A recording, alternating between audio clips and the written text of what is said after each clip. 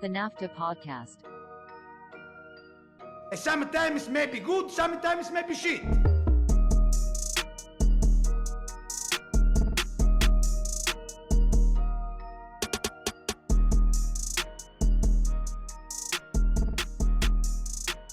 NAFTAA Podcast, we're back. Episode 211, 210, 212, somewhere around there, 212. The big thing is it is episode 48 of this fourth season, Dylan, and we're going to hit 50. Like, kind of cool. 50 so that's good for us. Yeah. So this is the weird thing about this podcast is if you think back, and you were in 2.5 years ago, essentially, over the past 3 years, we've been pretty consistent. I feel like we've maybe missed 5 weeks, 6 weeks, all in total. Comparatively speaking to the first year Michael and I did this, where we kind of took 2 months off in the middle of the season, which is just the best way to do a podcast, a soccer podcast. But yeah, no, we've been pretty consistent. So shout out to us for that. Speaking of consistency, if you're listening, like, subscribe, share, etc., yada, yada, yada. Dylan, how you been doing? We were talking Rangers before we jumped on. How you feeling? Give people the temp of your confidence. Let's say it that way. It might be shocking to people who actually do regularly listen to us. I don't feel nervous. The Rangers are good. Mm-hmm. And it's the first time going into like an actual playoff run where I wasn't worried about the Capitals. I was kind of worried about Carolina, but I was like, I think like we deserve to win this, and I don't know. The boys feel special. Also, everything between, I think I've gone over this a couple weeks ago, but everything between what's happening in the Rangers, like tonight's the night that determines if it's really 94 or not. Because what's happening with the Knicks and the Rangers has still been identical. Even down to the winning 2 in New York, losing 2 in Indianapolis, with the Pacers playing the Pacers in the second round. Like, it's all still on the table. And if the Rangers win in 5, then they're going to win in 7, and they're going to win the cup at 7, and it's going to be electric. You guys beat the Canucks too, right? Mm-hmm. We're still in it. Still in it. Yeah, still looking good. Still in it. Unfortunately, no Hurricanes back in '94. I'm pretty sure they were the Whalers at the time still. So, but the second round was the Capitals, so a team that starts with a C. Okay. Just saying. Yes. I love the string theory. Let's pull it all together. I think you should be like, no fan ever wants to hear someone else say this, but I do feel like you guys should be pretty confident about it. The Rangers are good. The Knicks are good, but are they? The Knicks are good. They have but 5 players. Everyone else is dead and injured. They're beat up. And I think in the NBA too, I don't really think it matters in the East. Like, I think the Celtics are probably going to win the East, and that's coming from a Cavs fan who's down 2-1 right now. But I think the Celtics won the East, and then I don't know. Like, we thought the Nuggets were dead and buried. Michael and I, we were celebrating Anthony Edwards, and now it's 2-2. It's like, who's to say? But you're not even as big of a Knicks fan, right? When they're in the playoffs, I told you, my Knicks fandom is your NYCFC fandom. Yeah. All right. Good deal. The Rangers are more important on the list. I've definitely said this on the pod since, and I've mentioned it to people. There is a lot more liveliness in the city when these two teams are in the playoffs. Like, way more. 100%. And I think, and this will be blasphemy for like old school New York fans, shout out to you, Nick, way better than when the Yankees are in the playoffs. This is still a library when the Yankees are in the playoffs, to be honest with you. Nick, you hit the one button that he's going to be so furious when he actually is on Wednesday. He's going to be like, well, it's because we make the playoffs so often. Like, it's not even that new. Let us get into a World Series. But love it. I like the Rangers as much as they are a traditional rival to the Pens. And it is fun when both those teams are good. Other than that, how you doing? Good? Yeah, we're chilling. It's almost summer. I almost get summer Fridays back at work, so like vibes are high. I saw the Tucker household broke open the DJ booth, the DJ set. How'd that go? We're getting better. Like in terms of our 10-year plan, we're looking good 3 months in. It's a 10-year project. Did we land the plane on an actual name? Oh, Alex she's grown into Sunset Groove Pilots. I remember that being the big bugaboo, and I remember leaving the pod the time it came up, going right to my wife Alexis and being like, "How do you feel about this?" She's like, "I don't like it," and I was like, "No, they don't know anything." So I think it really hit because on my trip to Montreal a couple weeks ago, I found myself at some what I would say is better, cheaper clubs than I've been at in Vegas, and they were playing me and my buddy Jamie were literally the guys at the club hitting Shazam, being like, "This song's a jam. What's this one?" This song. So I brought all those back, and they're like these like Spanish and like French like techno songs that got brought into the latest set list this weekend. Love it. And they match the vibe of a Sunset Groove Pilot. So I think that's what fully brought her on. I think that it is it just describes how I view both of you guys so well. Based on getting to see where you guys party down in the summer and like the type of music, like I don't know, man. I think you really nailed that one. So I'm glad it's grown on Alex. All right, DJ Booth aside, we'll have to have you spin the first live pod for us as well. Let's get into the dudes of the week. We had a full week of the Premier League. I was joking with Dylan. This week doesn't fucking matter. Now in retrospect that it's over. The next episode of the midweek games and then the episode obviously after this are going to be the big ones. Some teams have one game left after this week. City, Tottenham, I think Liverpool. There's 6 teams that have 2 games left. We're going to get into that. We'll get the predictions, and then we'll also have an episode dropping on Thursday to preview the last week of the Premier League. Dylan, you're the guest. Not really. I mean, you're on the pod, but you're the guest in my heart right now and on my Zoom. You lead us off with your dudes of the week. We'll do a 3-pack. Let's get it going. This might be hot off the presses because I'm assuming you've seen it, but you might not have. Jesse Marsch, congratulations. Got a job. Yeah. Going up north. Everything about this contract screams that, unfortunately, I think we're not getting rid of Berhalter. And he's like, I'm just going to do magic and prove how I'm a better manager than him with Canada, especially in probably Copa America. And then he'll be our savior after 2026.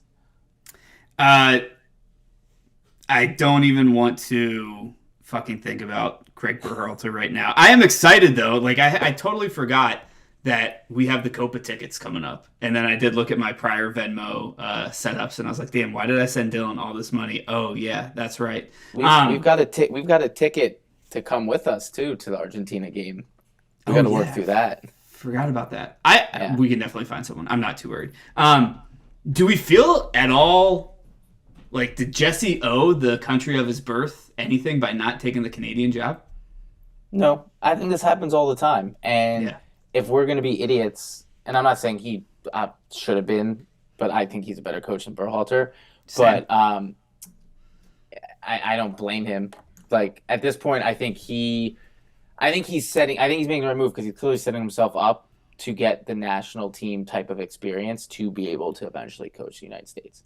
Yeah. Because I think whatever was out there was probably some club job that he either did or didn't want that he knew because he's American, it was going to probably be a short leash.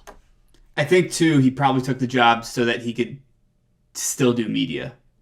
Not to get, like, inside soccer, inside baseball about it. I think that's probably a thing, too. That makes a ton of sense also. Yeah, stays in the same time zone. Shout out to Jesse Marsch. Always want people to have a job and be employed. My first dude of the week won't be a surprise since I'm a City fan. Guardiola. If your left back can score the first goal that he scored against Fulham, that's a pretty damn good left back. I do want to apologize formally to him because there's been multiple times that I've texted Michael on an aside and essentially just said, do we know that Vardiol is any good? Because he would do some crazy fucking shit, but I always forget that he's not actually a left back, he's a center back. But crazy skills. And then my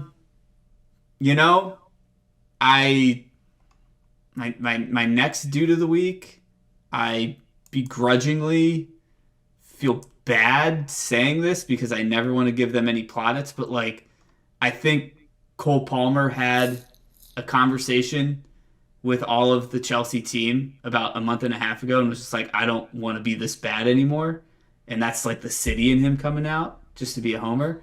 And I got to shout him out because Chelsea's not playing badly. They're not playing great, but they're winning. They're going to finish in a European spot. I hate to see it about all of this. Absolutely. I hate to fucking see it. They're going to finish above Man United. They're going to finish in a European spot. And sometimes you got to call out the fact that we gave them the most shit this entire season, which we always do. And maybe they figured it out. But me and you are on the right side of they will have more points in the next 2 years than United because we already have this year down basically, and then next year. So like, again, on the right side of history. Yeah, absolutely. We are the what's the guy, the Rainbow Kitten or whatever his name is of the upward trajectory of a team over a 2 to 3 year span. Yeah. Rainbow Kitten. No, it's like Roman Kitten or some shit. The Roar Kitten? I don't know. Roaring Kitten, I think, maybe. I don't know. You and I did not make money on GameStop, apparently. I agree. If you put a bet in front of you and I that has a 3-year lifespan, we don't miss. Have you ever seen those apps? Like, I've always heard about them of, like, you can technically buy stock in teams, but I was like, I don't understand how this actually works, like, with trading things. Yeah. But, like, if it was a thing, like, we probably would have bought Ipswich 2 years ago and been, like, making so much money off them being in the Premier League right now and whatever this fake app is with real/fake money. As soon as you got the jersey with the Ed Sheeran logo on the front, we'd have been just in good. Like, I do feel like you and I, finger up into the wind, we get an understanding of where teams are heading week by week, maybe not. A 3-year time span, though, I feel like we got a pretty decent idea. Who's your last two dudes of the week? I kind of want to do a not dude of the week, but I feel like that goes against it. So I won't do sarcasm. So we'll start with Tom Hanks. He looked like he was having a ball on Villa's comeback today. Didn't know he was a Villa fan, to be honest, but I'm happy he at least decided to choose the not big six route. So that's kind of big of him. I feel like I read it somewhere that it was on the set of a movie when he became a Villa fan. And it was kind of in the 90s, which is also kind of a cool story. That makes it even better. Yeah, just Tom like Hanks us. is. Yeah, exactly. Tom Hanks, shout out, biggest Villa fan in the United States. Could give my dudette of the week to Anne Hathaway just because she's an Arsenal fan, but some of that shit felt a little fake. I'm not gonna lie to you. I was like, I saw that interview. I didn't believe it. Is this for the camera? Tressard, like how she was saying it too, like whatever. What I will say, and I will do a bit of a sarcasm one. I know you're not necessarily a baseball guy. Do you know what the City Connect jerseys are that each team has now? Yeah, all I've seen is that I heard their shit. So the Guardians finally came out with theirs. They're on the 3rd year of it, so like they finally got theirs 3 years in. I'll shout out the Guardians and the Nike for putting this together because it's not the worst thing I've ever seen. It's not good, I don't think, but I think sometimes it's more impressive to not fuck up than to be good. Just because there's so much runway for a lot of these to be fuck-ups. I looked at it and I was like, all right, this is okay. I don't love it, but like, I just want to tip my hat to them there. So, yeah. Last dude of the week. 5. Yeah, it might have been a 4.8, brother. I'm not going to lie to you. I figured out how to spin zone mine to be actually a dude of the week. Yeah, I'm still the curmudgeon, I guess. Still going to buy the hat, though, because I have to. All right, dudes of the week done and dusted. Let's fly through our games this week so that we can make sure Dylan can see puck drop for the Rangers-Canes Game 5. Yes, did the math right? Yes, Game 5. Yeah. All right. Fulham. City, 4-0, a City win. Vardiol in the 13th, Foden in the 59th, Vardiol again in the 71st, and Alvarez in 90 plus 6. Not much to be said here, Dylan, that wasn't said in the Dude of the Week. It was just a clean goal by Vardiol. Right? Yeah. As you would say, done and dusted. Pretty simple. Easy does it. I love to hear it. Bournemouth, 2-1 loss to Brentford. Embuemo in the 86th. Solanke tied it up in the 89th. They thought that they were going to get a point out of it. And then Wissa 90 plus 5. Get all 3 points for the Bees. I believe I had a draw in this one. I don't remember what you had, but I could have seen this go either way. Just typical end of the season shit. I had Bournemouth. I just figured with the season Brentford was having, they're already hanging out on whatever beach they're hanging out with, but yeah, apparently they still care about the season, which shocked me. So I don't know. I thought Bournemouth. I thought one of the Solanke goals that was taken away should have been a goal. So it probably should have been a tie. Yeah, I totally agree with you. It's going to be, and we only have like a week and a half left to predict, which we'll get into where we're all sitting here. But it is going to be weird for all of these teams essentially because the relegation battle's somewhat over too, which we'll talk about here in a second. But last thing I want to mention, we've said it all year. Does Dom Solanke suit up for Bournemouth next year, in your opinion? No. You think someone's getting him? I think there's too many teams, even in the Premier League, higher up that need a striker, some type of striking help that's going to go after him. Yeah. I don't disagree. Normally you could say, let's say someone's going to poach Ollie Watkins, but with them probably going to Champions League, I don't think he's leaving. Yeah. And then it's basically, if you're going to go with what you've seen, it's either him or Ivan Toney that the bigger team's going to go after. So yeah. It's interesting that you said the thing about Watkins because I do feel like the outside shot that Bournemouth had at one point to make Europe would have been the saving grace for them to keep him, but I do think he's gone this summer.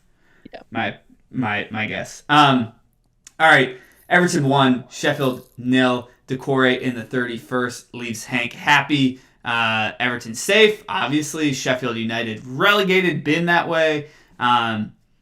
They fight on for another season. The Toffees. We're happy to see it. It's crazy if I was looking at it that it's tough for me to say this. Even though it's true, if they didn't get their point deduction, they'd be ahead of the Wolves.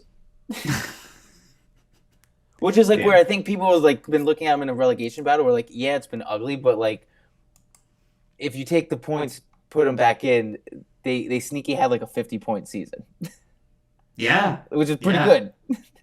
Absolutely. Especially for a team that everyone was they're going to get relegated. They're quite literally in 11th with their points back.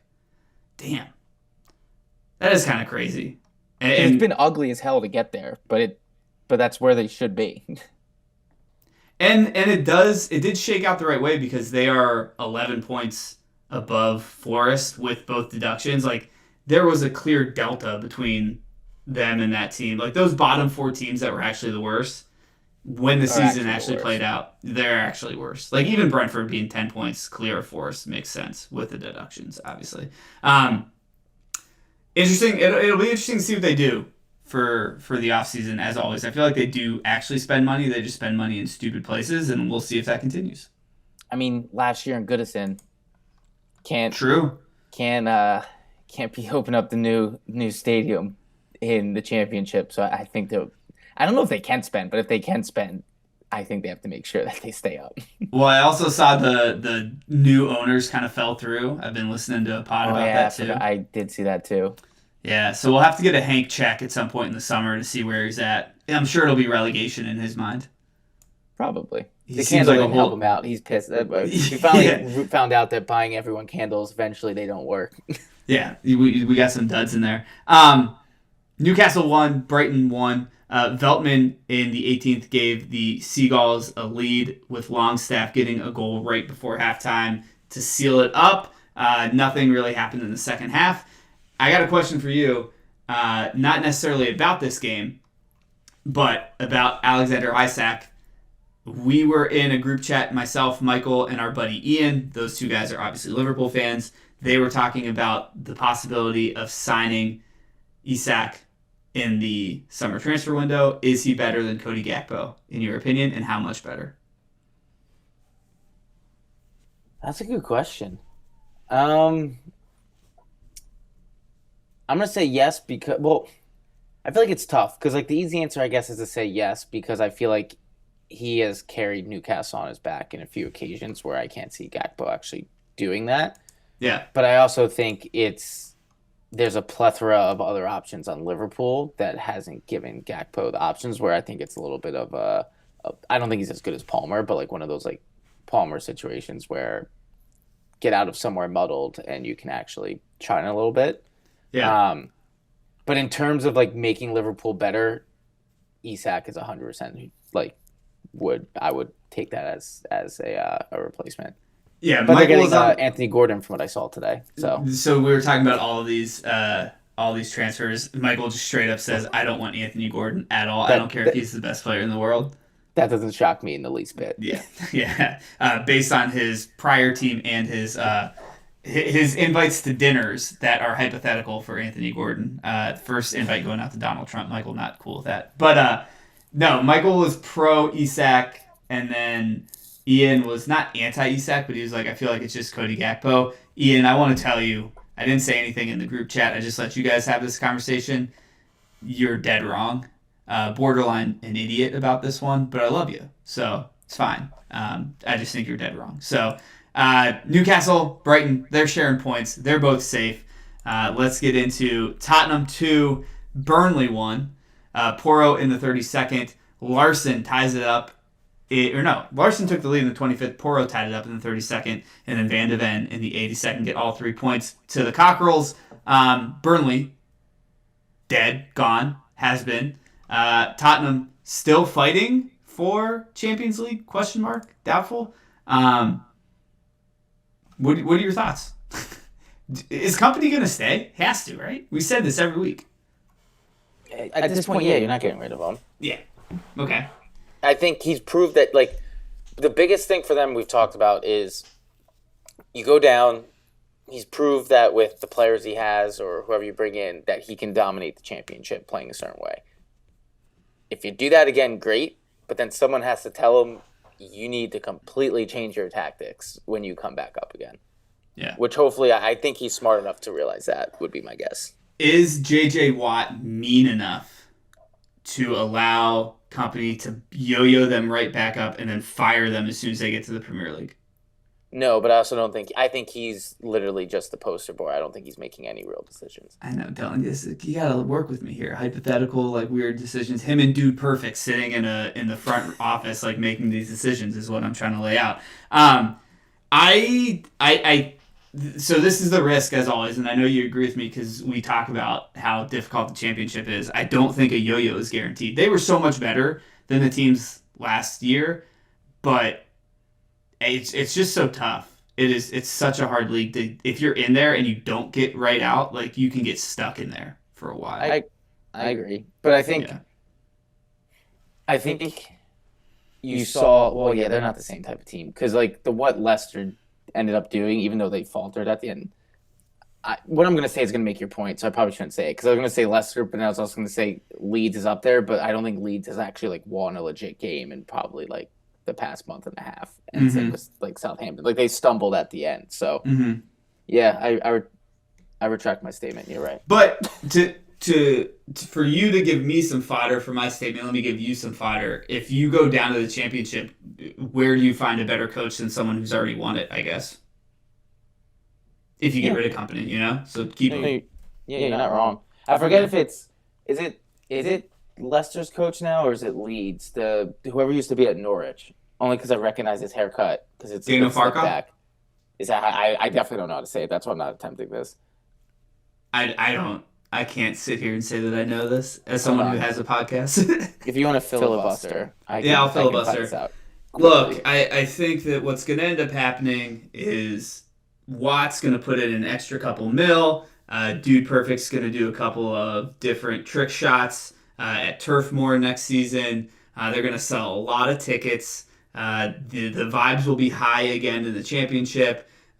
There's going to be Burnley people invited on the Wolves podcast that are going to be like, I'm so pumped that we're back in the championship, much like the Sheffield United guy, who is a total just like bore and a negative person. But it'll be high times again in Burnley. Daniel Farker?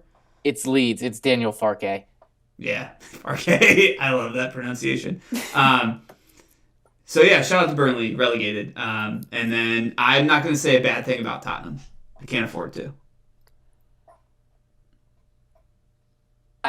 I get where you're coming from because Tottenham can be playing like absolute garbage, and then they still see you on the schedule. And I don't know. Not to jump ahead, but I'll tease it. But basically, Aston Villa just I think saved you guys from actually like being worried about tomorrow. True. Good, valid point. I should have been cheering for Villa. I'm not actually worried or afraid of Tottenham's team. I think I'm just afraid of the stadium.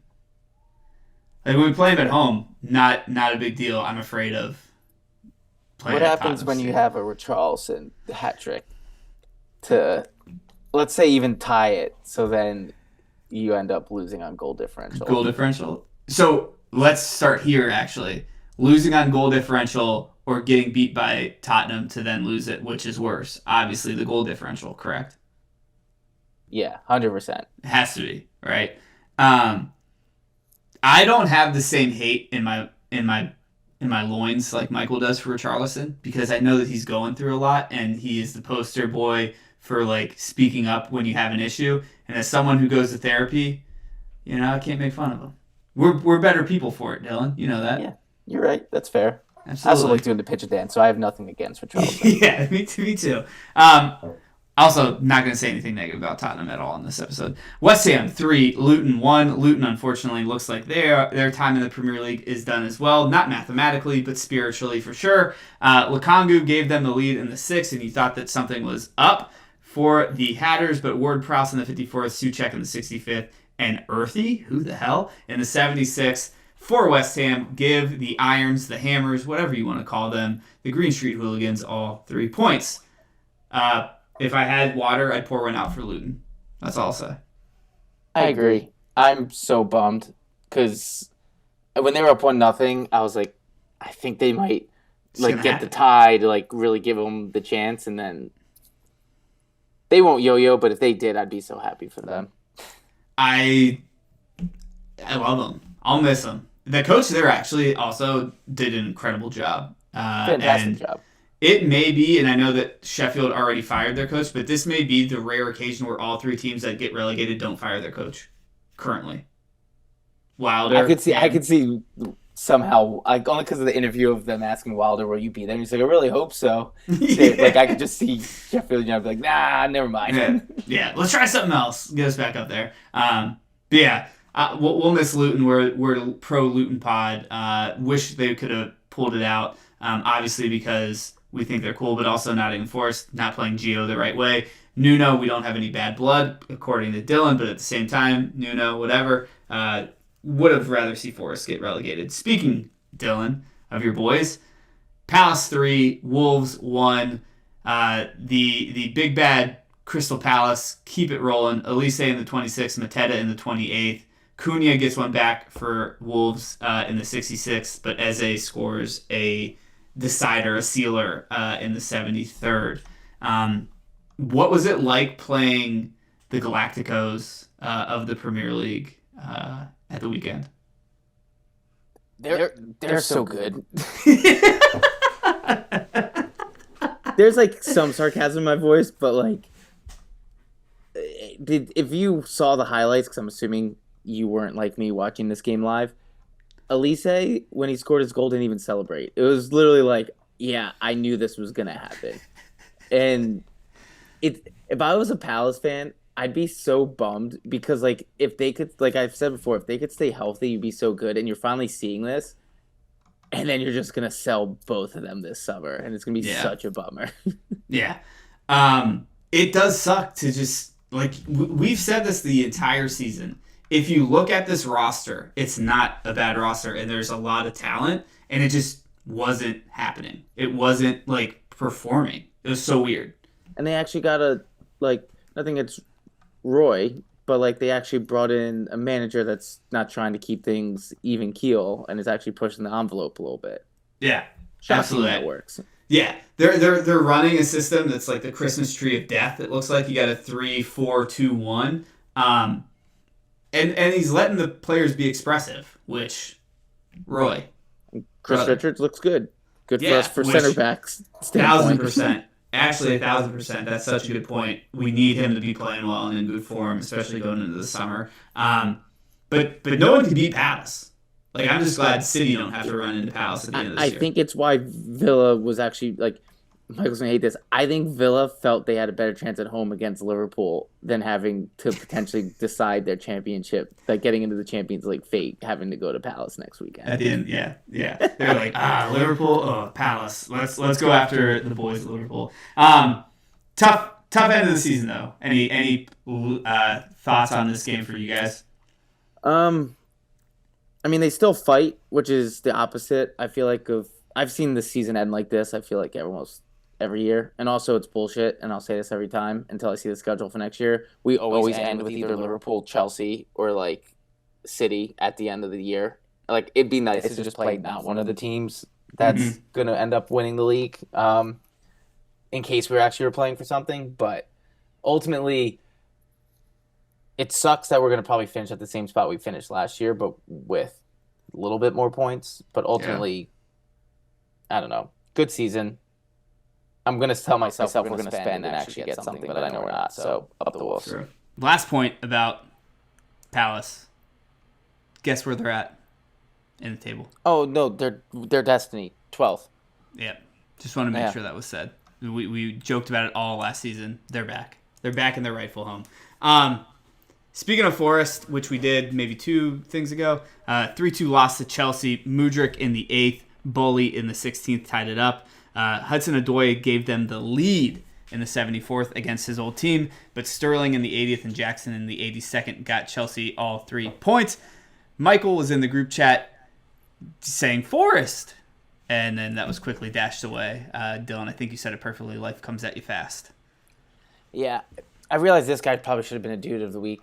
Reece James completely changed the game when he actually came on, and I forgot that I didn't even know he had a chance of even playing again this year. Same. But you know what? It's when he plays, he's good. Pretty good. Pretty good. Yeah, no, he for all, again, fairly unfairly, we give a lot of Chelsea fans and a lot of Chelsea just in general stick and shit. Reece James is a good player, and it sucks that we haven't seen him play consistently for the past 10 years, but thus is life as Reece James. Can I get a hot take in Throw it that out there. Needs to be it's going to be more for next year, Uh-huh. but I think Nicholas Jackson's going to figure it out. You do? Yeah. I'm probably going to eat those words, but I think because I was looking, and I know there's a couple fluky games where it's against bullshit teams that he got a ton of goals, but 14 goals in your initial Premier League season's pretty good, and he's got pace, and I feel like it's the second year when people figure it out. So again, I'm probably completely wrong, but if we're putting that finger in the air and seeing where things are trending, just don't be shocked. Yeah, I think what's really interesting is his biggest detriment might be the fact that Nkunku will be back and fully healthy too. So then he's got to split. They got to figure something out there. But I'm not going to sit here and give shit to Nicholas Jackson when, if you really look at almost every top team, they have a Nicholas Jackson. Liverpool's is Darwin Nunez. I mean, it is true. There are times Darwin shoots it and it ends up going for a throw-in. United's just United. I don't even know where I want to go there. The only problem is Chelsea have 2. So Mudryk also just kicks it, has no clue where it's going. Trying to think. I don't think. Which is funny because he scored this game. Yeah, exactly. Actually, they both did.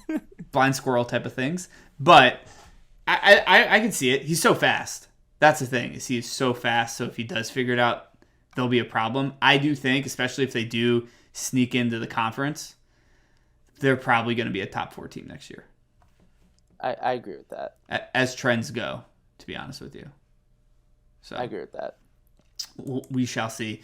United, 0. Arsenal 1. Trossard in the 20th minute. Anne Hathaway's favorite player of the last week and a half.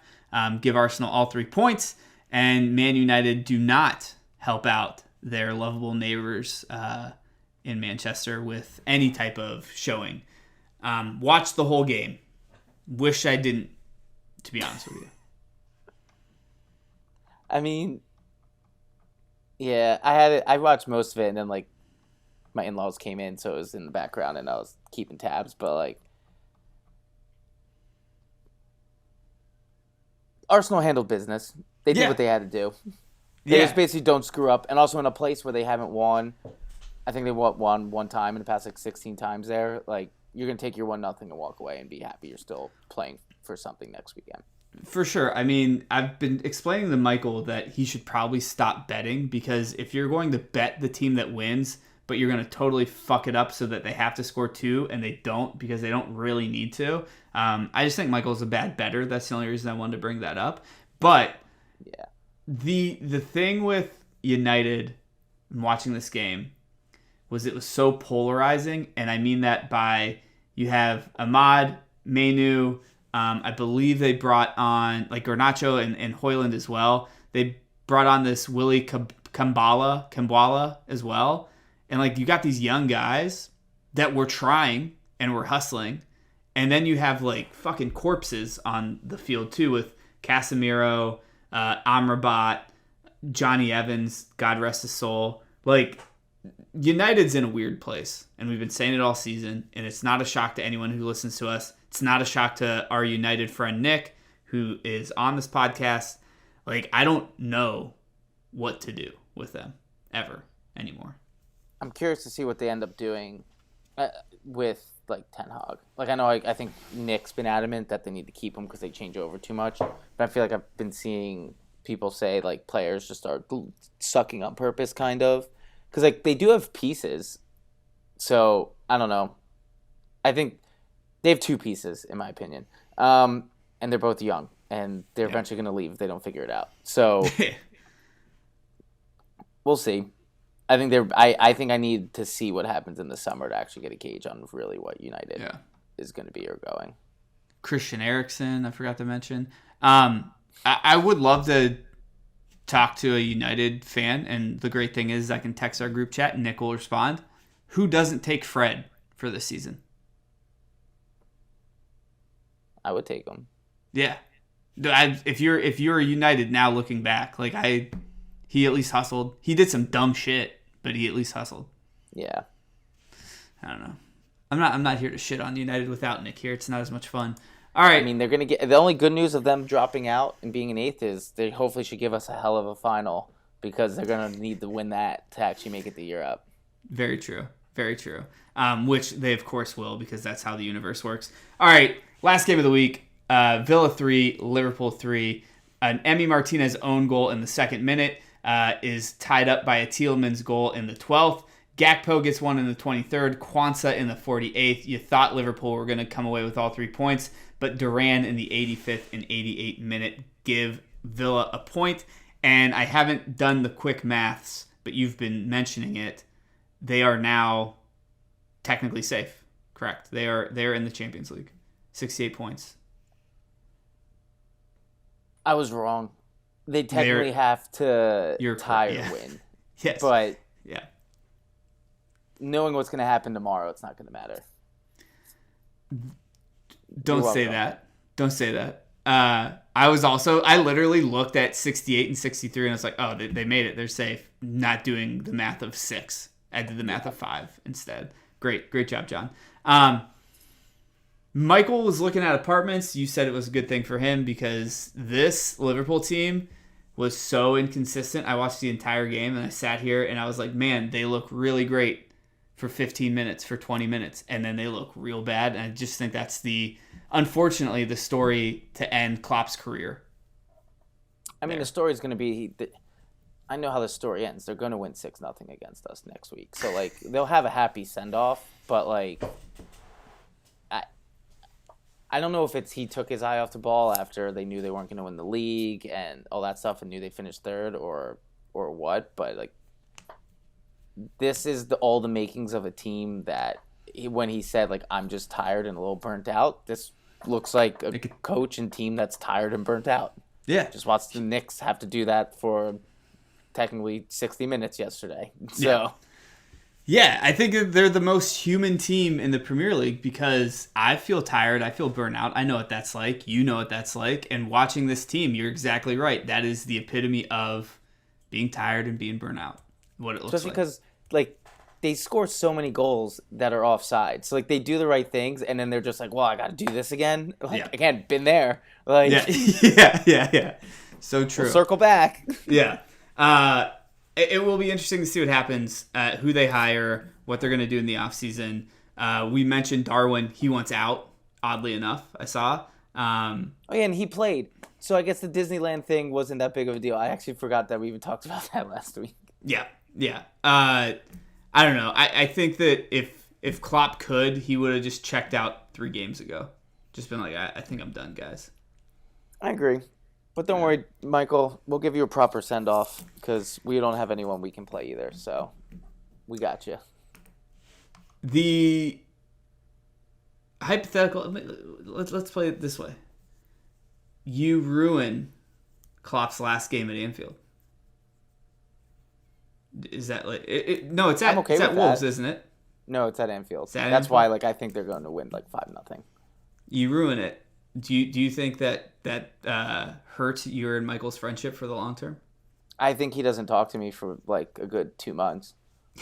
2 months? Jesus Christ. He holds grudges. He does hold grudges. He is a big grudge guy. He gets it from his mom. Because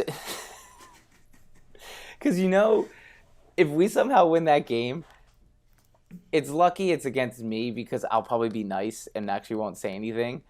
But, like, I know when he sees me next, we'll both know what happened. And it's a silent acknowledgement. Of, like, you're going to build a statue for a guy that we beat with a bunch of players with, like, half a leg at this point to end the year. And probably the next upcoming greatest English coach. So, it happens. If there's any advice I can give Klopp, learn the Korean guy's name and don't call him the Korean guy an oppressor, and then you'll be fine. Like, your last game, don't piss off the beast. I just hope we trot out Neto. Like, because we're saying we're going to sit him out, but he's been practicing, and we just bring him out, and he, like, scores, like, 3 goals. We ruin it, and we're like, yeah, but 90 million, here you go. Yeah. That is, you're literally trotting out your, like, show pony to be like, all right, like, who wants him? Like, please come get him. Michael also, like you just said, famously a grudge guy. The only person I know that does not like Larry David but acts just like Larry David. He doesn't like Larry David? It's one of those, I don't know. Our comedies are 2 ships passing in the night a lot of the time, I feel like. So, yeah. Not the biggest Seinfeld fan and not the biggest Curb fan. So, Michael, big grudge guy, though. All right. This week's done and dusted. Let's talk about the important things, which are midweek, which will determine if John's going to be happy into the summer when we go to Copa hanging out together, or if I'm going to be pretty sad. There's 3 games midweek. We got Brighton hosting Chelsea. You got Man United hosting Newcastle. And you got Tottenham Hotspur hosting Man City. Will they help Arsenal? Will they try to push for the Champions League, even though they mathematically are still able to do it, but we don't really think it's going to happen? Will they allow City to win so that Arsenal doesn't win? Dylan, what are your results for these 3 games and make the City-Tottenham one the last one? I think Brighton's goal was a fluke, kind of, or fluky, and they still haven't really figured it out, even though they're at home. There will be chaos because it's Chelsea, but I'm going to put my faith in Chelsea to end the year, which is why I'll finish 2 games below 500. But I'm going to take Chelsea. Actually, before you go on, great point. Look, Michael clinched it. Let's call it out. Clap him up. He's going to win it this year. He's sitting at 206 and 161, 45 games over 500, which is fucking crazy. I'm in second, 194 and 173. I want to get to 200. Nick, 190 and 177. Dylan, we did it. 183 and 183. We just got to go over 500 for these last 13 matches. I'm so nervous. I've never, like, legitimately, this is, like, the most pressure where I was staring at these 2. So I'm going to put my faith in Chelsea. I can't get a read on Man United or Newcastle. And I even looked at Opta for this one, and, like, there's, like, a 43% chance they're giving Man United, which I don't give them a 43% chance, so I'm going with the tie. Because these are the definition of 2 Jekyll and Hyde teams, and I don't know what we're going to get. Yeah. And then I don't think you have anything to worry about. You're a better team, so I will be taking City because don't say that. You guys are going to probably win by like 4 or 5 goals, like absolute pure domination. Look, and I'm not saying this at all as the only person who picked Arsenal to win the league. Tottenham, really likable team. A lot of great guys in that locker room. We love Son. Richarlison, we were just waxing poetic about him. The most likable coach in the Premier League, probably, with Big Ange. Not going to say a bad thing about Tottenham. Great organization, great team. They always put it out on the line, in the middle of the game. I'm going to go Chelsea with a win over Brighton. Agreeing with you, I think Chelsea's hot and Brighton haven't really figured it out. And I've been saying it for the past couple of weeks. The fall from grace that De Zerbi has had, like, with results, but like no one's really talking about it, is kind of interesting. He's still up for a ton of jobs. I feel like Brighton's been pretty piss poor for the second half. I don't know, nothing's happening with that. Based on what I saw with the Man United Arsenal game, I got to go with Newcastle. I know we've had like a stigma against betting Newcastle or going with Newcastle the second part of the season because they're pretty tired, but Man United stink. And I got to go City just because they're my team. But Tottenham, fucking great stadium. The beer comes up from the bottom. It's a smart state. It's a great place. Got a lot of good people in North London, and I wish them the best. I think in all seriousness, it's funny because everyone's looking at this game where actually, like, I think you'll probably smoke Tottenham, and then like everyone's gonna forget that you have to play West Ham, who all of a sudden will become their frisky selves again. Yeah, but we'll talk about that after you get through tomorrow. Absolutely. Why do we have to play teams in like that burgundy and blue, claret and whatever color they technically are at the end of the season? Because 2 years ago, that Villa game fucking, like, I lost like years. But we'll see. West Ham will be tough. If we get through Tottenham, West Ham will be tough for sure. I agree. All right. Fingers crossed for me. I don't know. You actually seem nervous, which is nice to see. So I'll let that be. We haven't won at the Tottenham Stadium in 4 years. It's like Mordor or whatever. It's like we were seeking out a win there, and we're going there. It's so treacherous. As your friend, yeah, I hope you win. Thanks, man. As someone who wants to dance on everyone on this podcast grave for actually being the one who had the guts to pick Arsenal to win this, I hope you guys fuck up immensely. I hope that's fair, yeah. But I need to let you know where I stand. I wouldn't want it any other way. And you know what? If we do lose and Arsenal wins the league, and I know you called it, it would only take me a couple of weeks not to talk to you, not 2 months. Because not a bigger grudge guy.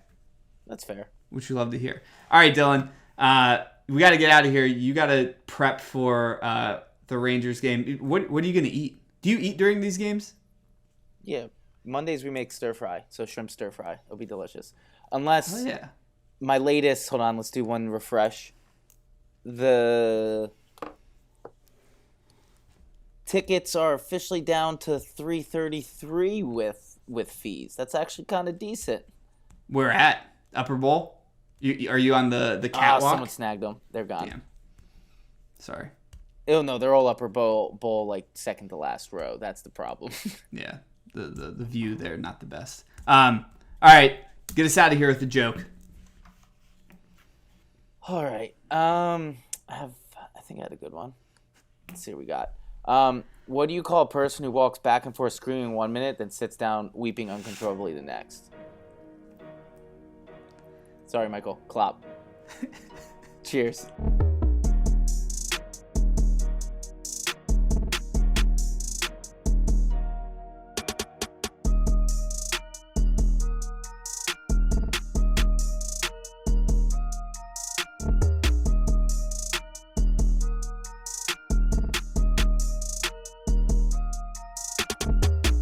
The NAFTAA Podcast. Sometimes maybe good, sometimes maybe shit.